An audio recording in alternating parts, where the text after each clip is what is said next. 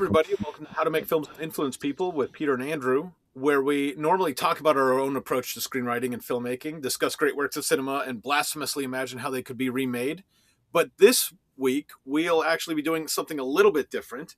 We're going to be talking a little bit shorter show, but we're going to be coming up with our 5 top winter-themed movies. We're trying to mix it up a little bit between our regular style show and some shorter shows to just bring in some variety and try a little bit different approach. So we're looking forward to discussing this. But first of all, I'm Peter, successful filmmaker, film professor, and screenwriter. And this is Andrew. Filmmaker, screenwriter, but not a lover of winter and snow, although some of these movies are pretty good.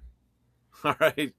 So we just want to get right into it today. We, whether you're listening to this when it's cold and you're hunkered down, snowed in, or it's now summertime and you are just looking for some refreshing cold weather discussion while you beat the heat. We just wanted to share a few of our top winter-themed films. And we're going to be coming out with a few more of these episodes with different themes just to explore some of our takes on different films. But I think we'll get right into it. And I think we'll just go through back and forth, Andrew, starting with our number 5s. But and just what the film is, a little bit of explanation, and we can discuss a little. So what's your number 5, Andrew? There's this film that I watched growing up. I think it was a Disney Channel film. It's very family friendly, and it's called Iron Will. I don't know if many people have heard of this movie. It looks like it's not a very popular movie online, but it's about a kid in the early 1900s. His dad dies, and he has to do this Iditarod-style race with these dog sleds that he has, like across Canada. And if he does, then he wins all this money and he can save their family farm or whatever. And I think even it's got some good actors in this. I think Kevin Spacey might be in this. I mean, this is an early 90s movie.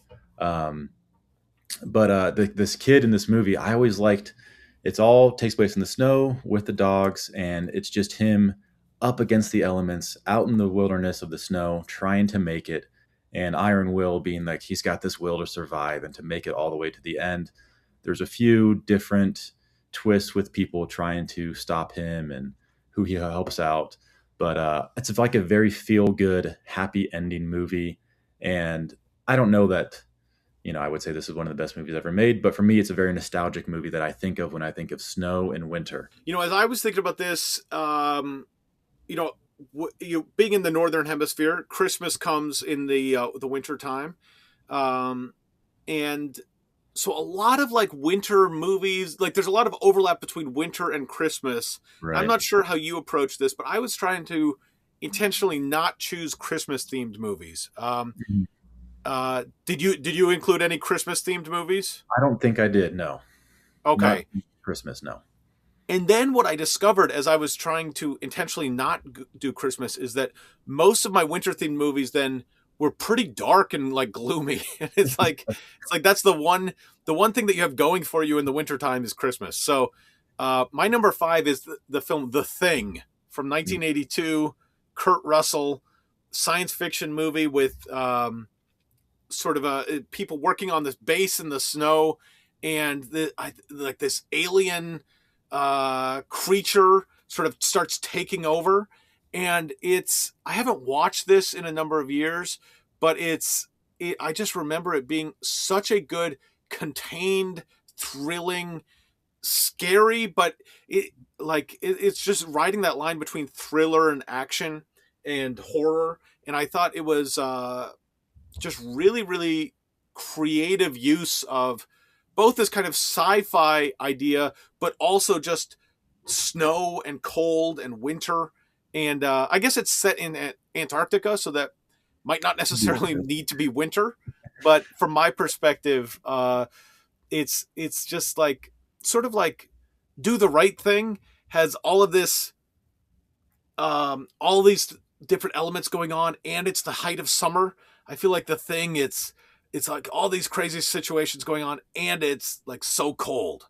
And I think that's one it's like the opposite of E.T. It's like if an alien came, but it was out to get you. Yes, that was going to be the next one on my list. I also love The Thing. And I can't think of a movie that's it's just all snow. And I think what's really cool about this movie is that the snow is kind of what makes this such an isolated movie. Like you cannot leave the building because you go out in the snow, you're going to die. And so everybody's kind of confined. It's almost like you're on a deserted island or something, where it just makes that horror element really ratchet up because there's no escaping. You can't get off Antarctica anyway. And so I think it really kind of amps it up. And the snow and the coldness of it adds like a very important part of why this movie works. Um, on top of it being, those animatronics are just insanely good, just Yeah. crazy. Have you It's seen the remake? I don't think I've seen the remake. No, I when did that haven't come either. I haven't out? Yeah, either. I don't think it's as good, but it'd be it hard to. exists. Yeah, So, there's that. yep. Uh, wait, so was that your number four? That would have been my number four. Yeah. Okay. All right, so we'll go right into my number four, which is also of a similar vein, The Revenant, Mm, which Leonardo DiCaprio playing man in the 19th century, sort of out west, but it's set. He basically is left for dead, and then has to travel back to the fort and overcoming all sorts of different attacks, different just the weather. There's different, and I thought one thing that's in the Revenant, there are some battles with different Native American groups, tribes, and I think in The Revenant, it does a good job of showing like the complexity of some of the politics there, or the complexity of, this tribe is fighting this tribe, but also they're fighting the settlers. But it's like, it's not all just cowboys versus Indians. It's much more mhm. complicated than that, which I think is more accurate to the history of it. But there's a very thrilling sort of opening battle scene in The Revenant. There's also just some crazy other scenes. There's a fight in the snow with a hatchet that the way they shot it, I just couldn't believe what I was seeing in terms of how realistic it looked. So maybe that's a plus, maybe that's a minus, depending on your taste in films, but or your taste in violence in film. But The Revenant, very grim and violent, but really interesting. And that, speaking as I just did of Northern Hemisphere, that film took so long to make, they had to switch hemispheres because they needed to keep shooting in the Really? snow. So they needed to go, I think they were shooting like in British Columbia, Canada, and they had to go down to, I think, Chile because they needed to just follow the winter to keep shooting. So what's your number three? I had a movie that's a little more. It's the only winter movie I feel like is a winter movie that is kind of comforting, and it was Little Women, the Oh 2019 Greta yeah. Gerwig one.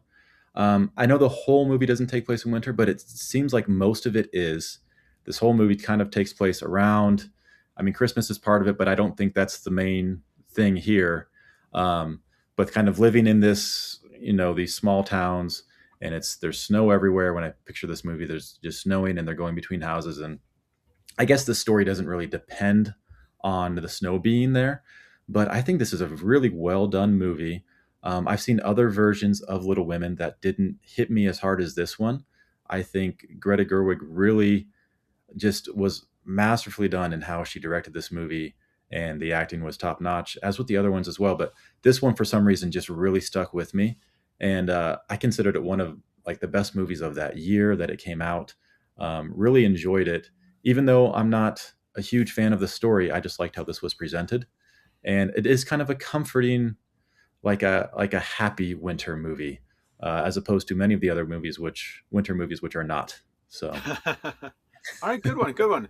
I have a cheat. I'll say two for number three because I'm cheating with the Wolf of Wall Street, which is I don't think winter is depicted in it, but the screenwriter for Wolf of Wall Street is Terrence Winter.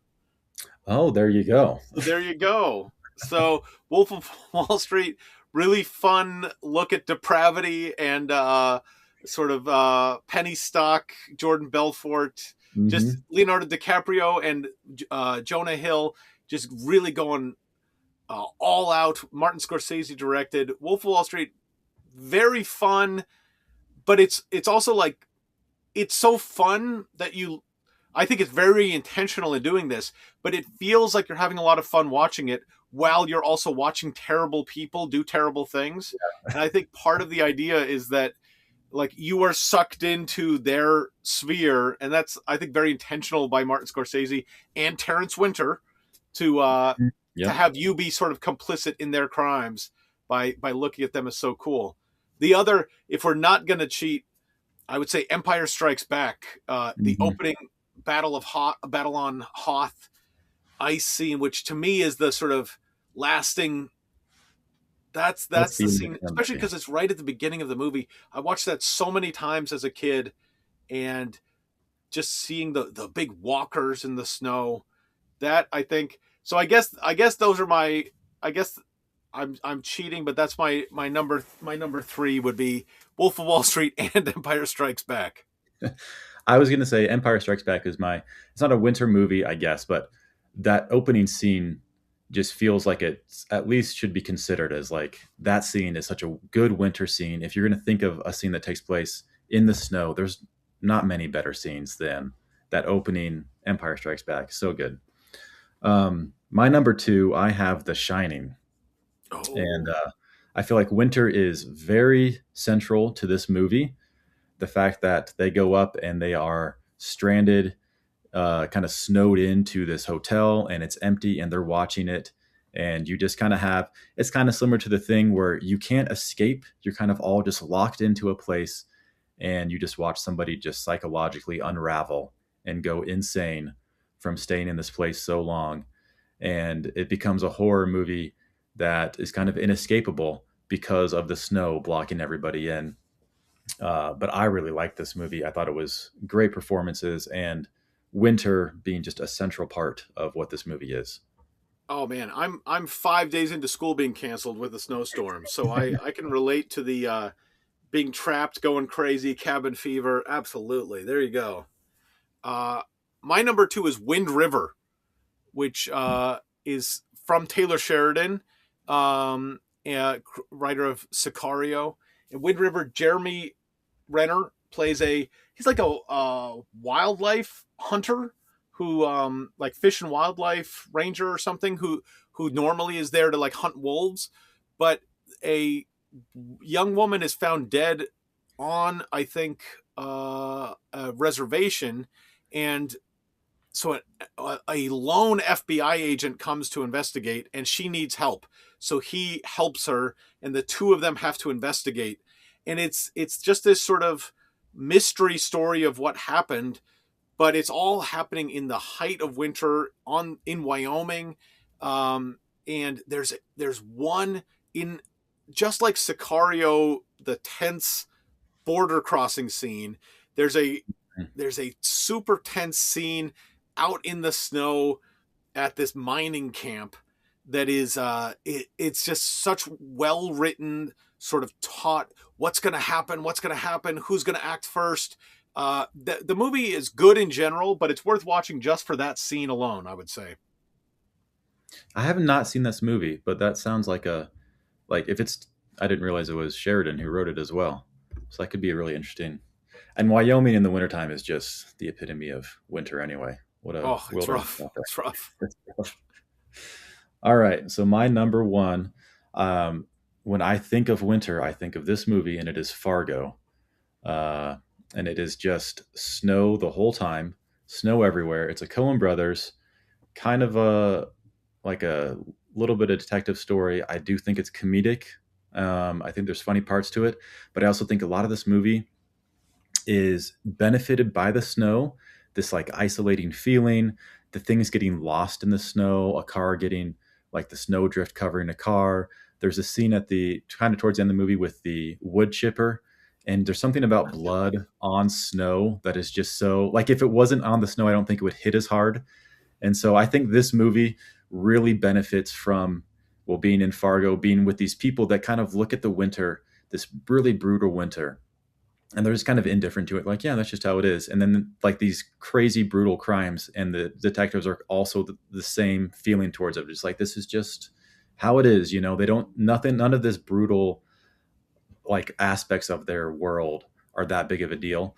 And so I think that movie really plays into the winter theme, just how winter feels, which yeah, can be a little tough. I think, but it's a great movie. Fargo, great movie. And I feel like Fargo is kind of our podcast in that like a lot of different people have been tasked with remaking that in wildly different ways. Yeah, Let's take Fargo, but let's I mean, as a TV show, but now as a TV show set in this setting, like it's right. with these people. So it's a different the TV show is its own beast, I feel like, separate from the movie. Yeah, very different. I felt like, yeah. Yeah, but the movie fantastic. And my number one is actually different from most of my other ones in that it is much more lighthearted, but Groundhog Day, Oh, which good one. I think is a funny movie. It's also a movie that I think is it's not the original. I don't know. I don't know what time loop movies there were It might before. be. It's it certainly is like the reference point for time loop kind Yeah. of movies. And so whether or not there were films before, it's the one I think people think of as the reference point. Hmm. And so it's just so interesting in that sense. But I think part of that also is like being stuck in winter. Is winter ever going to end? And that's the whole nature too of Groundhog Day, is the groundhog coming out, seeing his shadow. Is it going to be still winter or not winter? Getting stuck in the town because of a snowstorm. And I think it's all like so much of the film thematically is about being stuck in winter, and are we ever going to get out of it? And I think Hmm. that's what the groundhog represents, and that's so much of what like the point of the movie is, sort of exploring both, are we going to get out of this time loop, but also is Phil, the main character, going to get out of sort of the rut of his life? And I think that's really fun movie, but I think a really smart, insightful movie too. So I that was my number one, Groundhog Day.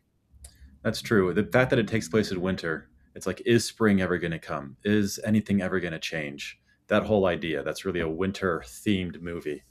Yeah, and it's just hilarious. Yeah, very funny movie. Oh, so good, so good. All right, so that's 10, 11. I think we mentioned with my cheating. So rampant cheating happening over here.